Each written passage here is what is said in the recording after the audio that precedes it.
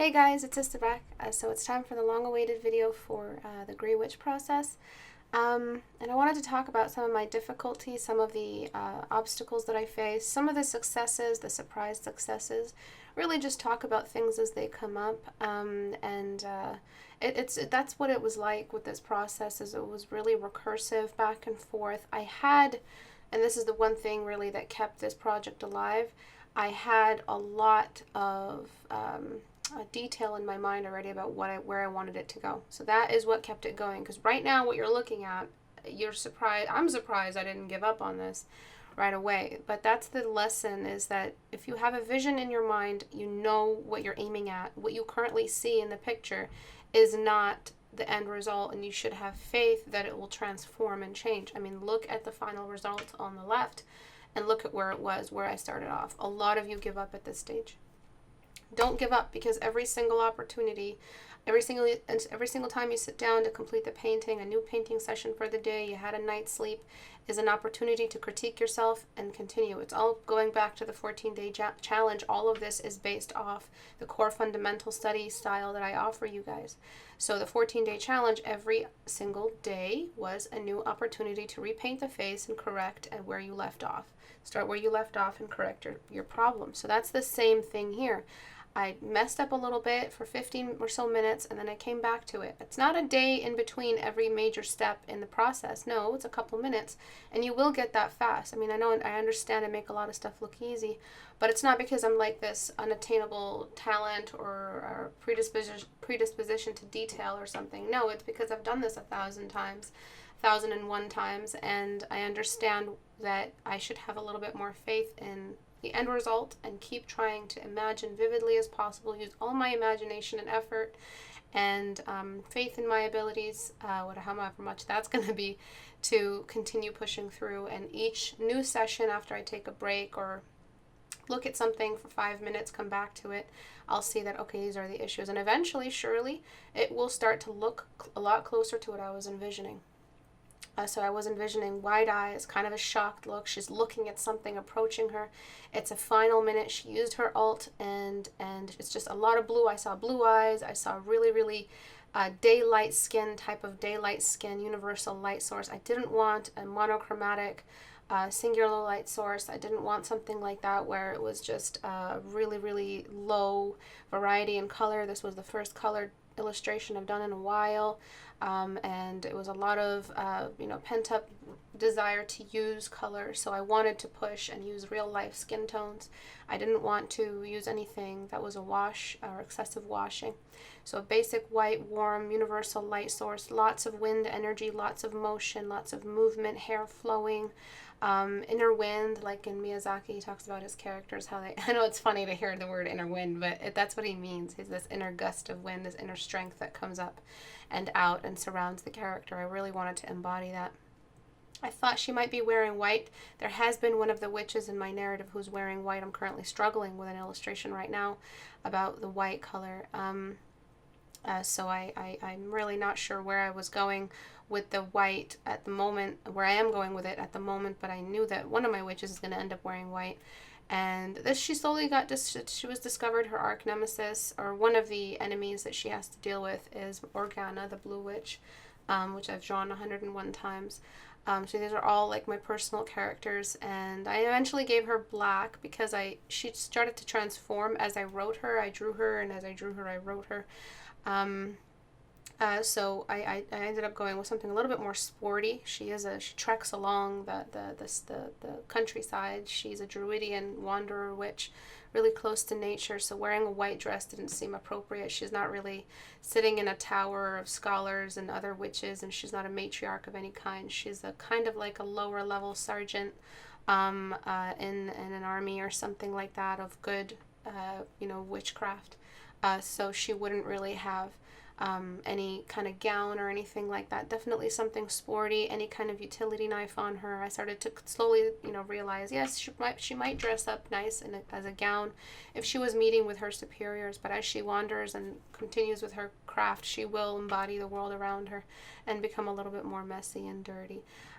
Really similar to the relationship between Saruman, Gandalf, and Radagast.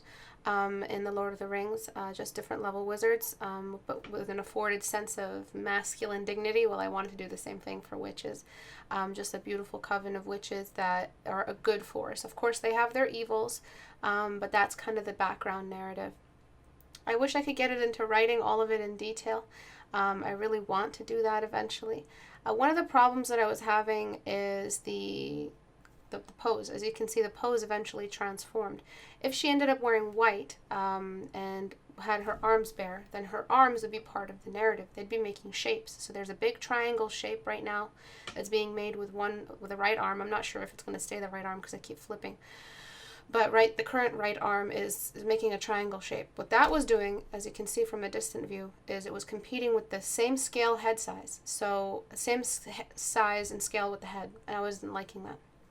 So I was bothered by that. I started detailing, starting to just, create some concrete completion level where I can. I tried not to hover render. I tried to jump straight into the next thing if I was confused by one thing. And eventually, because I did that, I relaxed the pressure on myself to choose a concrete final gesture and just completed what I knew was going to stay final. So I knew the hair was going to stay final. The hood was a permanent fixture. And the cloth in the dress was a permanent fixture, and I started seeing patterns in the way I wanted the cloth to billow in front of her, like the wind just suddenly gusted towards her, and the final alt was made. I didn't even know I was going to use butterflies, by the way. That was towards the end. I didn't know exactly what spell she was casting. So that's just like a trivial detail I wasn't really bothered with. It was who she was as a person that I wanted to embody, the red hair and the messy life.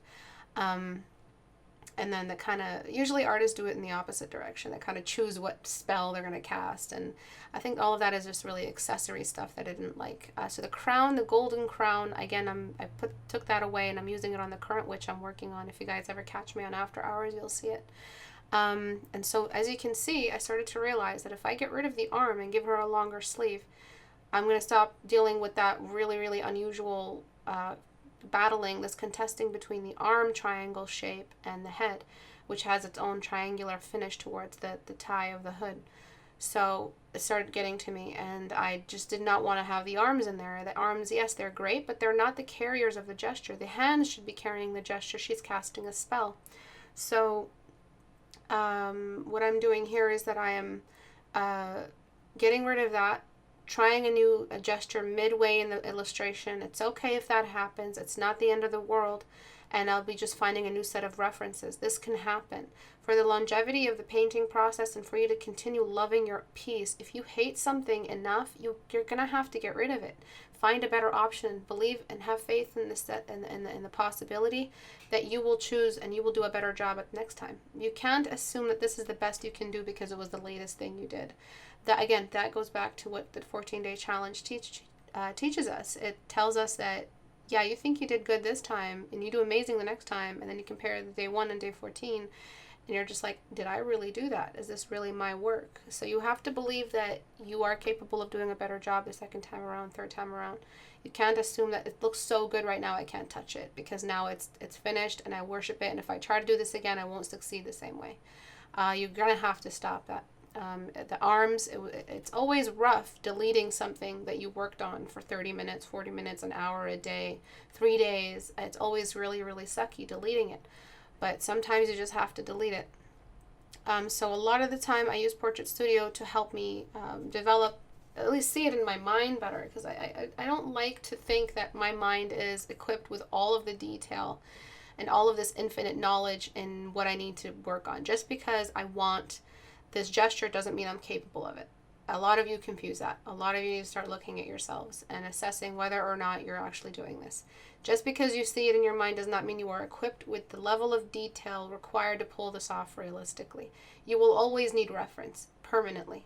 And it's not something that you can cancel out or step away from, because there will always be a sense of averaged out mediocrity, I guess I can say, in the way you've filled in the blanks in areas where a reference would have provided some believable organic detail. I didn't want that in this painting. I wanted a big bang, and I wanted something that dresses up my portfolio, shows my capability as an artist, shows my capability as a writer. I didn't want to take any chances. So again, I reworked this entire illustration one more time. A lot of the reasons why it was a successful piece is because of how much I had to sacrifice and stuff that I did. Each of these units, apart from the face, because my specialty is portraits, each of these units has a part of it that I had to just redo and cancel out. I'm trying to find references. I'm looking for something. I can't find the right kind of reference. I used Portrait Studio back and forth, and I wanted some of that fleshy extra level of detail that Portrait Studio doesn't provide with the current model, because you can't really have fleshy models in there unless they're pre-sculpted to be fleshy in the specific gesture you want. So I knew I had to do a combination of movement and symmetry balance with Portrait Studio, so that took care of it. And then I tried to find the ways that breasts kind of contort under a halter top. So I looked for a halter top and found a couple of references. I used them for like 5 minutes, and then the rest, kind of my mind remembered the rest and did the rest. So the breast, I'm familiar with that, the collarbone. But one of the areas that I didn't pick up on my own from my mind is the bend and that little light that is right ahead of the shoulder. That was something a reference told me to do.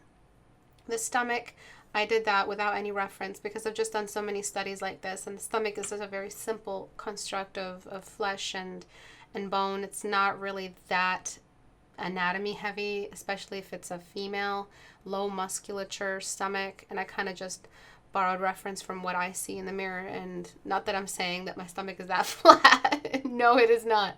You don't get to sit on your butt all day and have a flat stomach.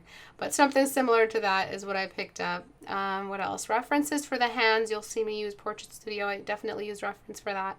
But before I drew the hands, before I referenced the hands, I looked at, I did my own little swingy kind of C-shaped hand gesture just to see the nature of the gesture that I wanted for the hands. I wanted this like really elegant kind of control over an uncontrollable, almost ready to explode spell. So the hands were the only things keeping it together. I think in the finish I lost that. I definitely lost that, because as you can see in the rough hand gesture drawings compared to the finish right now, just look to the left. The ones I drew, the sketched out, had more of a winged out shape. It's more of a C shape moving externally. When I added flesh and bone and detail, I lost that because fingers don't really bend that way. So her hands look more relaxed towards the end. And because that happened, I used less explosive energy from the necklace and just brought in some really elegant rested butterfly healing effect. So she was supposed to be undoing the force that Organa would cast, the dark energy that she uses, and she's supposed to be countering it with healing, natural love energy. So I guess the calm hands worked in the end. But I do regret that I lost that sense of explosive energy. She kind of has the shock in her face, which I lost. Here's me referencing the hands on Portrait Studio. I really can't express how important it is to have Portrait Studio or anything equivalent.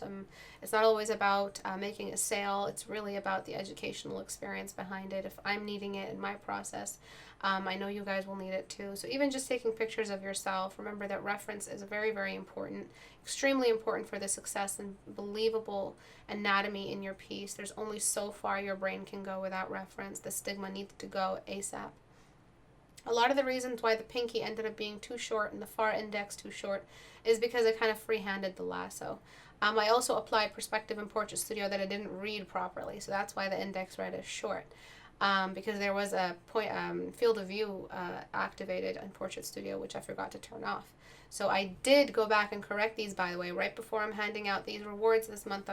You have corrected pieces. So the stomach symmetry line with the breasts is not aligned, even in the completed piece on the left. I ended up fixing that in stream last night. So I ended up aligning the breast symmetry line, the upper part of the torso with the lower part of the stomach area, and I ended up fixing the length of the pinky on the right pinky and the right index. All right. But yeah, this is the process. It kind of just unfolds in front of you, and a lot of the obstacles were solved with reference. A lot of the obstacles were solved with maximizing my narrative and understanding what it is I wanted to pull off. So the costume reflected the narrative. Remember that. I couldn't give her a flowy a dress, gown, and a crown if she's going to be walking in the wilderness, all muddied hem and muddied shoes. I couldn't do that.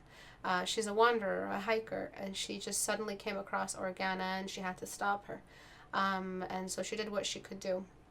So the blue energy is something that I love. Magic, blue, all of that stuff is just, I can't really see magic as in its most powerful sense without using blue, because scientifically it's the same thing. The hottest flame, blue white, kind of like the highest energy. I like to think that magic and fire and explosive electron reactions is like an equivalent to magic. Just being able to control that kind of explosive atomic energy. So that's kind of why whenever I use magic, I use blue. To explain some of the other colors, so I explained the skin tone color, the blue in her face, the tattoos. I just wanted to create a unison between her body and what she celebrates in her religion and her choice of magic. So blue seemed like the best option. I really wanted to use yellow, but yellow would have been lost because I already chose a universal warm. The yellow would have just been lost and glowy, and I kind of saved that for my current illustration, the Queen Mother Witch that I'm currently drawing. Also a redhead, just because I'm celebrating my new venture into color and illustrations. Even thinking about grayscale portraits just drops my soul. So I'm happy I'm out of that, and out of that area right now where I'm just drawing too much in grayscale. I feel like I'm done studying for at least this year.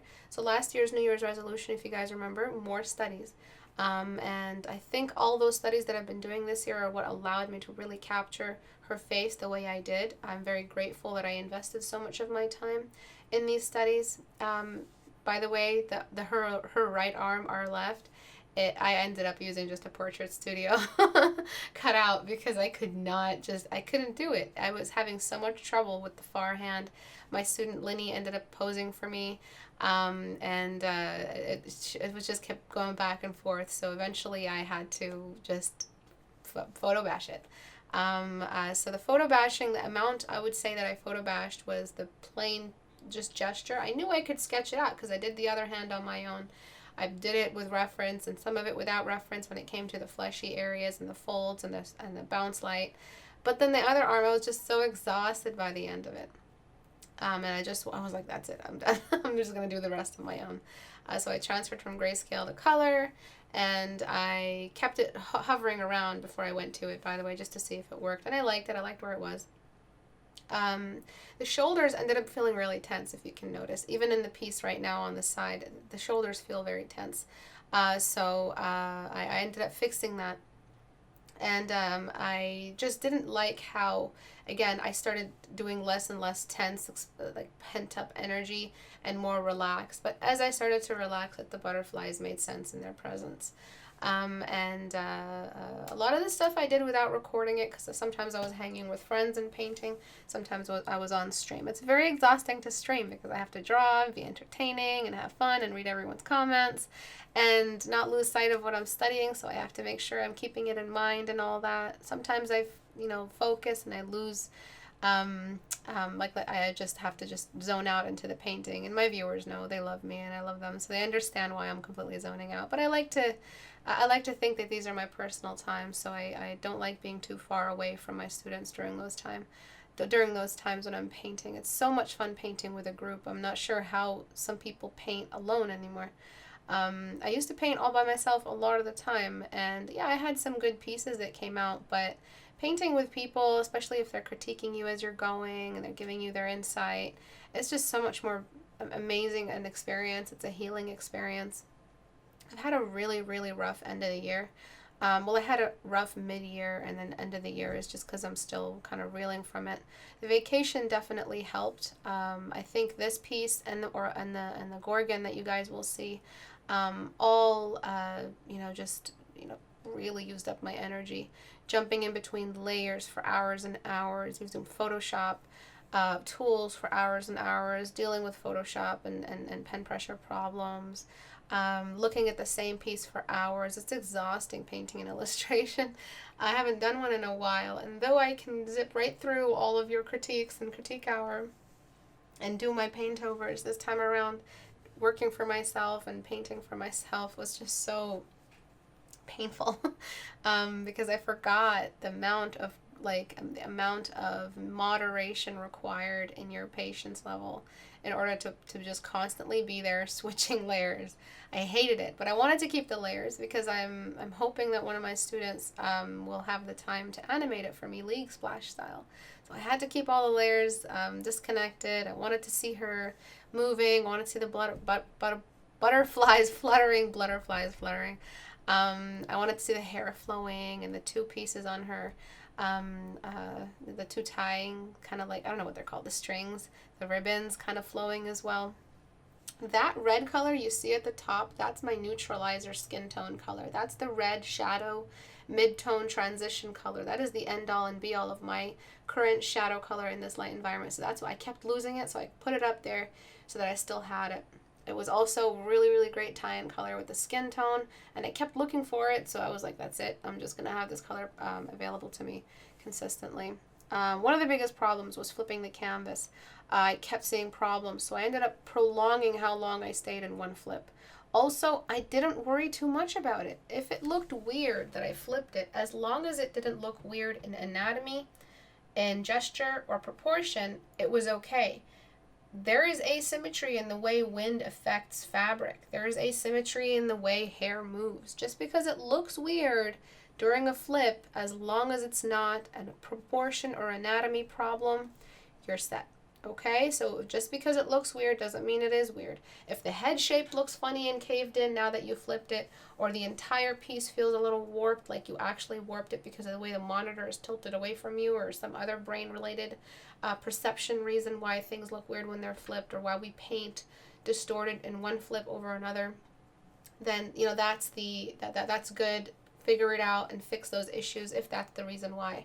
But without any of that, if it just looks weird because one half looks different from the other, it does not mean make everything symmetrical. Put the even amount of hair on one side as the other so that when you flip it, it looks good. That's not what we mean when we say flip the canvas. It's just for proportion and anatomy. As long as things look symmetrical and okay and nothing looks too contorted, once you flip it in relation to the body or the organic structure, you're good. Flipping the canvas also helps you find empty areas that you didn't notice were empty. So when I laid down the butterflies, I laid the butterflies down in such a way where they were still symmetrical, but also dispersed as much as I could, and just still have a beautiful balanced scene. And that's really it. That's all that really went into every single one of these elements. And now that you know these elements, it's not that hard to deconstruct it, right? To move into your own illustration. Have faith in the beginning. It's going to look ugly. Just like a fetus looks like a freaking alien when it's in a womb. But, you got to give it some time. It'll develop. You can't just, assume that's going to be its permanent look. So it's a fetus, and your drawing is still a fetus at the start. So don't lose hope. Imagine what it's going to be looking like when it's finally complete, and that's the aim that you go for. That's the direction you aim for. And that's hopefully what it ends up looking like.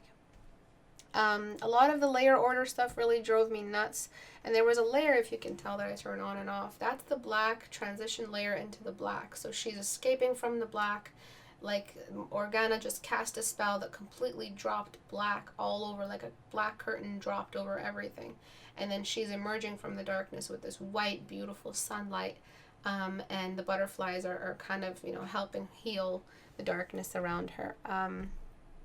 So that was really cheesy. And I talked about this while I was painting this, actually.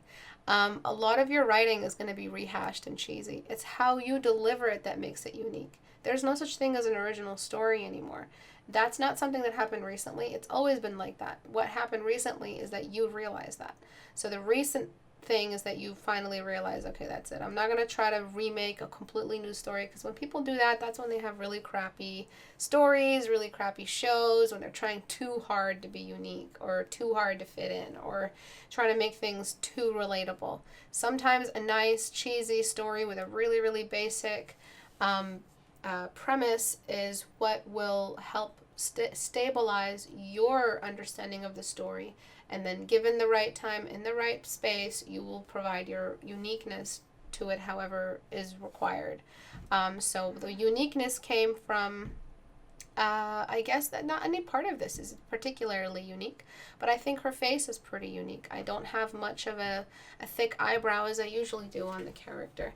Her magic just comes from a very, very simple place. It's not so intense a magic that is, explosive or energy. It's a pretty quiet magic. It's something that's a little bit more healing, more comfortable.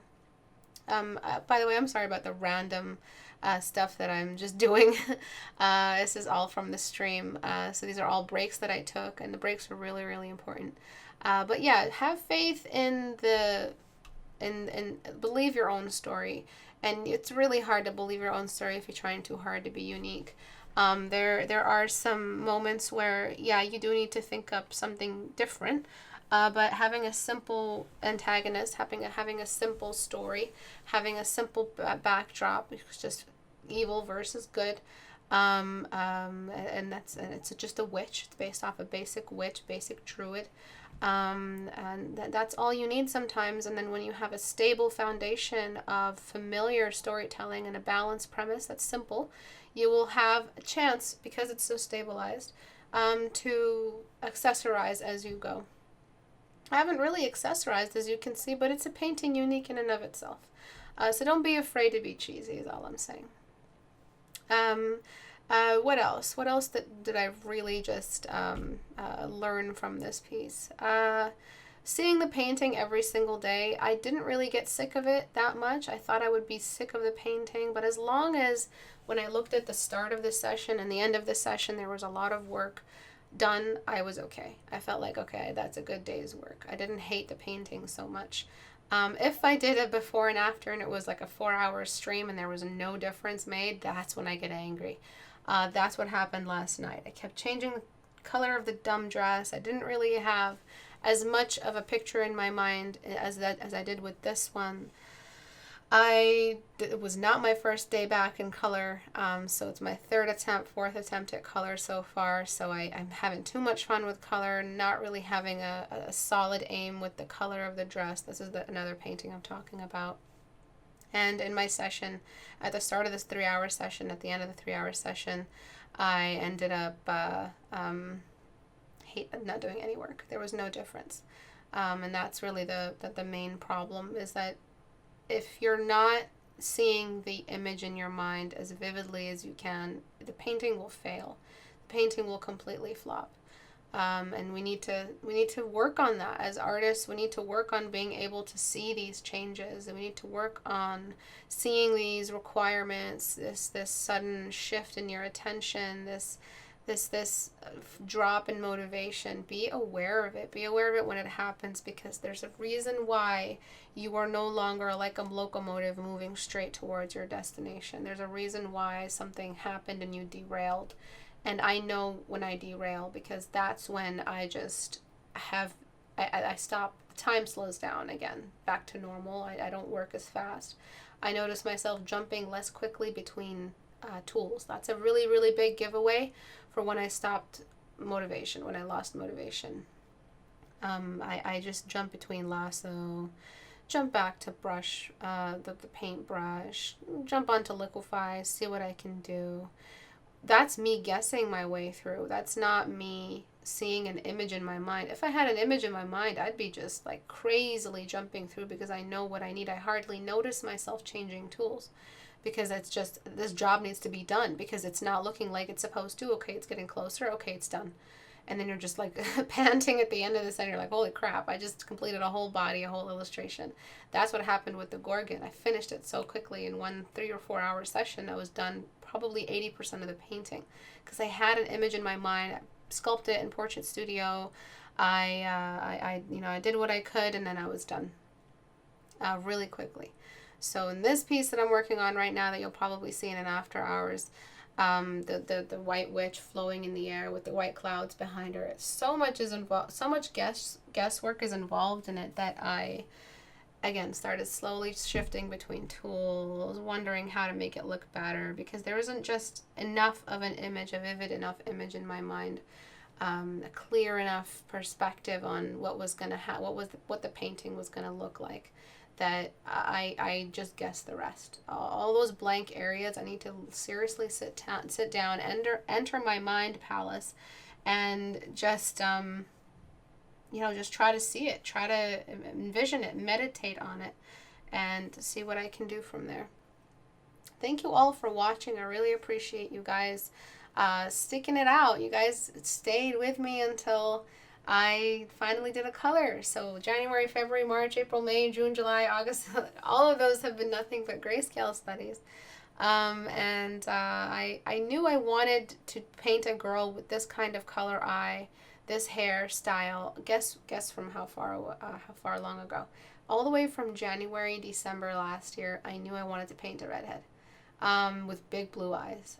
That's how long ago this painting was in my mind. So I guess it plays a big part in why it succeeded and why it was finished so quickly. 3 or 4 sessions of 3-hour long sessions of painting, and it was done. Yeah, I think three streams, or 3 or 4 streams. The last stream was just the butterflies, and it was finished. So I was really, really happy with it. But again, it's one of those pieces that I had always thought about as my first illustration back into color. The ones I'm doing right now, it's just like a week's worth of imagining it. It's not about output and quantity, it's output and quality. If this was the only painting I had this year, I'm okay with that, because 1 represents my skill to my students, 2 represents my skill to myself, gives me a faith in my abilities, and 3 teaches me a lesson in writing. And if you really want to succeed, you got to write and you got to envision it. Take as long as you need to envision it. I wouldn't say I'm a very imaginative person, but then someone who reads my writing would say you're very imaginative. Like it's the Ancient Weapon Challenge started at the start of this year. Everyone loved that. So I really wanted to explore that part of me as a writer, but again, it's not really, I wouldn't say I'm the best writer or I have the best imagination. But I think that's one of the things I need to work on, because the reason why my current painting is failing is just I didn't write enough. So she's floating in the air, she's alting, and she's a mother, she's just a title, Mother Witch, and she's just this really, really gorgeous but really ancient Mother Witch girl, like a white Gandalf type. And she's finally risen. It could be her because she's a redhead, so the story is kind of writing itself. She's also a redhead, but she's alting and her hair is flowing in the wind, and she finally wore the gown. So it could just be the Agatha again, as a white witch reborn, where she looks gray now, the gray witch. I guess I did that. Gandalf, when he dies, becomes Gandalf the White instead of Gandalf the Gray. So that could be what happened. But yeah, I want to be able to write it a little bit more thoroughly and test this one more time. I know it works. I know writing and imagining works, but I want to test it one more time and see what will happen to this upcoming illustration. I really like how the hair looks. I like how the colors look. I'm a little bit lost with the dress and the type of dress I want to wear. So I want her to wear, so I'll be looking at Pinterest, researching a little bit more on gowns, ancient gowns, medieval gowns, and I think that's what's going to revive my painting. If in this painting, all the moments that could have destroyed and sabotaged my process, I went and looked for a reference, and that's what worked, then that's surely going to work for my upcoming piece, and I'm just hoping that it does. So over here, starting the butterflies, and I put in really, really basic placeholders to find a nice spot for all the butterflies to stay in. And then I looked up the reference for different types of butterflies. So some have a longer tip at the wing, some have more of a basic shape, some have more of a bulbous shape. And that reference you really quickly saw just now, that's what I ended up using. And I went through butterfly by butterfly, trying to represent a translucent energy. No major anatomy detail on the butterfly, no like antlers or a body. So I didn't want too much attention drawn away from her gem and her eyes, which are the focal point. But I did want the bodies of the butterflies there. I used a layer effect, the outer glow layer effect. So that helped kind of make me see the final image. I didn't want to paint in a permanent fuzzy layer. I wanted it to transform with the piece. That's a really, really great effect on Photoshop. Just double click on the layer, go to outer glow, and adjust as you need. You can even choose the color of the glow. I didn't paint it in blue because I really thought I was going to use white, but then I changed them to blue and it just stuck. It was perfect because it was such a black and white piece. Just look at it. It's a black and white piece typically without the color, apart from the skin tone. The clothes were all gray. She's a gray witch. And I was like, okay, well, I'm just trying to step away from grayscale here. And my first character back is known as the Gray Witch. That wasn't really doing me any favors. So I knew I couldn't go with the white butterflies. I would have loved that maybe at another time where the entire scene is blue, like a blue forested environment scene, and then some white butterflies. That would have been a nice balance between color and no color. But this was just all no color, that the white, it just looked like a bunch of speckles of white. I needed something to have one more blue element. So blue eyes, blue face tattoos and body tattoos, blue gem, blue magic, blue secondary light source bounce on the hands, and finally the blue butterflies, which represented the magic, really. They were just like the Patronus type of deal.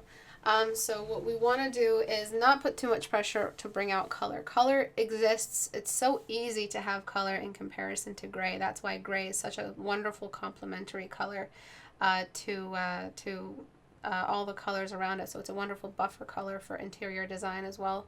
And all the accents come out when you have gray. So the gray that I'm using all around really helped these butterflies pop. And of course there's a ton of black too, and everything looks great against black. So don't have too much pressure to go rainbow, because rainbowy magic is it's really a sunlight kind of glass, subsurface scattering, gem, Swarovski's crystal type of shimmer. And you only can pull off so many colors in a single color scene. So how many colors should I aim for in a scene? So I have pretty much just beige, turquoise, and pure blue. I have a little bit of purple on the tips of the butterflies, but that's about it. So don't put too much pressure on using a variety of color.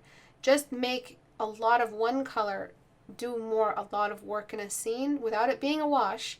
And that'll be all that you really need to do. Just like interior design, you can have a gray wall, a white trim and crown molding and baseboard, and like shoe molding, and then just a couple of accents in a vase or a pillow, and you already tied a lot of color in. Maybe a secondary color that complements the blue vase, which could be like an orange plant or some kind of warm plant, and that's considered colorful. Even though the smallest components of the interior design were colored and the largest components were zero color, it still is called a colorful room. So colorful doesn't mean paint the walls red and make the curtains blue, because that's ridiculous. That's a type of really, really audacious type of magic component or element in your illustration. So design-wise, color can be destructive if overused. And I think I learned that valuable lesson in my extended time in grayscale. That sabbatical in grayscale that I took indefinitely, or seemingly indefinitely, for a while, really affected a lot of how I work. Most important thing is keeping things pretty monochromatic when it comes to skin tones, like the pinks of the eye, the pinks of the lip, and the cheeks. I didn't do it till later. I was still working with values of beige for the skin, because it was like working in grayscale, monotone, until I get all my form and values right. No value sharing, all the cast shadows are the same. Then I could bring in the blush. I brought in the blushes later. I brought in the red accents and the blue eyes later. So I wanted to get the form right. So you can still learn a lot from grayscale when you move back into color, because you're still prioritizing form, edge work, contrast, focal point, composition, but you're still technically working with a color base. So you're not in grayscale, but you still value the same obstacles, or value the same responsibilities as you did when you were working in grayscale. So it's just because grayscale looks quote unquote ugly and boring does not mean that it is not rich in information. It does not mean that it is not, going to completely change your identity. The way you think as an artist is going to completely change it. It does not matter. Immediate gratification or all of that does not matter. Entertaining your audience does not matter, because if I had been too busy entertaining them, this particular piece as a premiere piece for my time back into color would not have entertained them the way it does now. So all the success that I've seen because of this piece is earned because of the time I spent in grayscale. So if I had been doing colors since last year January, I really wouldn't have had this result. I truly believe that.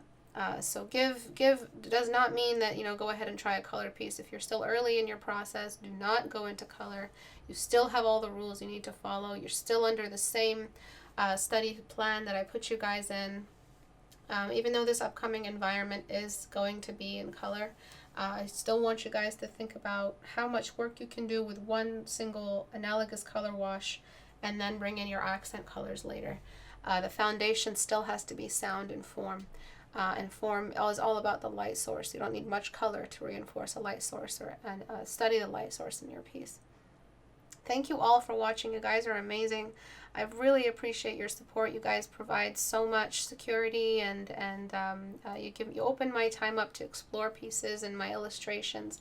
This vacation has been very, very good for me, and I hope I come back stronger. I hope I come back better. I hope I come back more skilled.